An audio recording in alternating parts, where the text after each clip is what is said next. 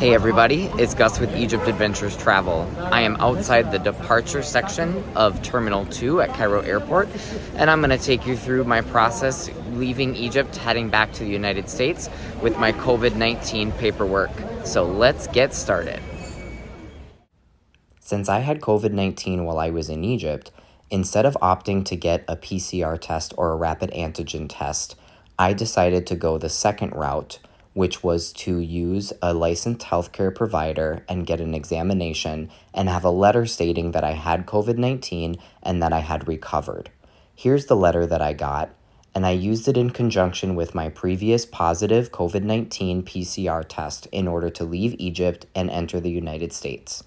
The healthcare provider I used was from the Anglo-American Hospital in Zamalek, and the cost for the letter and examination was £900. It was pretty expensive, but that was because I was in a rush. If you have more time, you can go to a cheaper hospital like the Children's Cancer Center in Cairo. For those of you using a PCR or rapid antigen test to leave Egypt and re-enter the United States, I will put in the video description a link to a blog post where I share the service that I always use to get tested. This service can do rapid antigen tests for as little as 600 Egyptian pounds, with your results delivered to your hotel in 3 hours or less. It's so convenient that they come to the hotel to do the test and that you don't have to go to another location like the Children's Cancer Hospital. They also can do PCR tests for 900 Egyptian pounds with the results available in 8 hours or less. The check-in counter for Air France was the first place I had to show my COVID paperwork. The agent checking me in had to talk to a superior to verify that I could board the plane with my letter from the health professional and with my positive COVID result, and that took about 5 minutes. But once they checked over the paperwork, I was good to go and had my boarding passes. After that, I went upstairs to fill out the passport control form. The area for the passport control form has tables and pens that you can use, and once you fill out the passport control form, you go to a border security officer who checks your visa to make sure that you did not overstay your time in Egypt. Here's what the passport control form looks like. This step did not require any COVID-19 paperwork. In fact, the only time somebody checked my COVID paperwork was at check-in. No one asked to see my paperwork upon landing in Paris Airport, but Delta had sent me an email saying I needed to fill out an attestation form and a contact tracing form. When I tried to load the attestation form, though, and tried to enter in my flight information, I got an error message saying that my information could not be found. This was because I actually needed to fill out a paper attestation form that they were giving customers at the gate in Paris before boarding their flight to the US.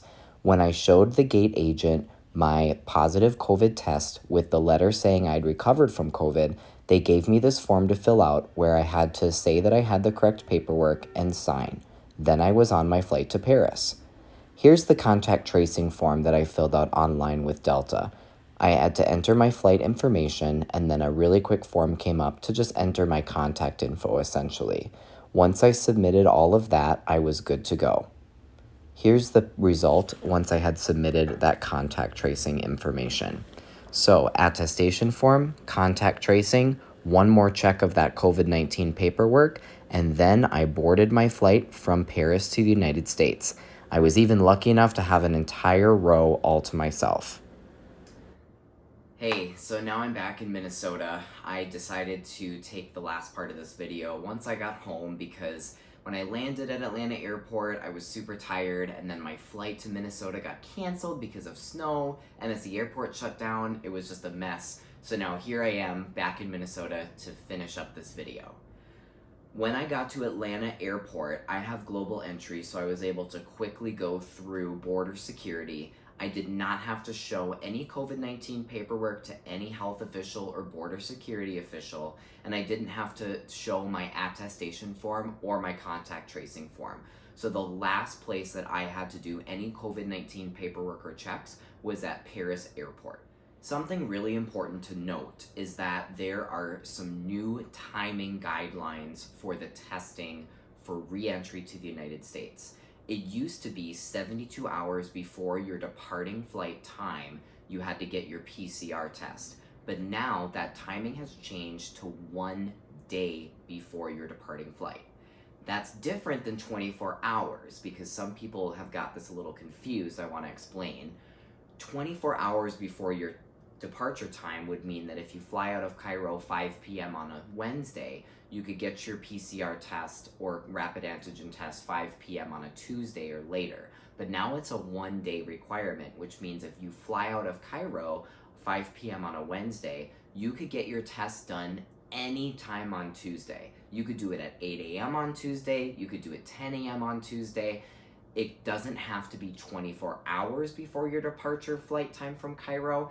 It has to be 1 calendar day before your departure flight.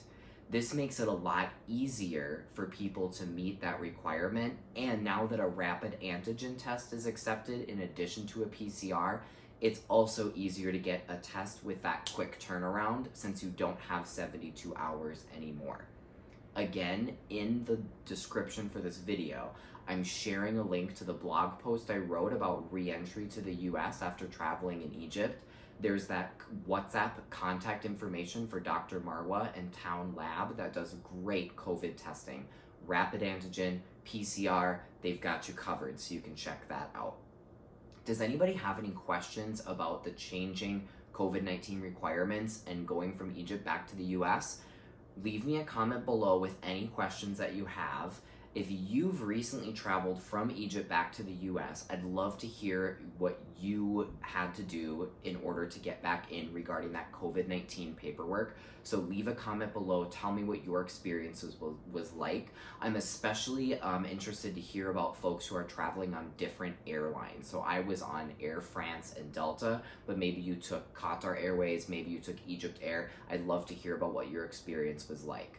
I hope you found this video helpful and that this gives you another reason to go visit Egypt and take an Egypt adventure, because now you know how to go to Egypt and then come back to the US. I'm Gus with Egypt Adventures Travel. Thank you for watching, and remember, I can help out with anything from your trip in terms of setting up an itinerary, hooking you up with local guides, or even traveling with you as your live-in tour guide. So shoot me an email, send me an Instagram DM, and let's get in touch. See you next time. Check us out on Instagram or Facebook at Egypt Adventures Travel, or go to www.egyptadventurestravel.com.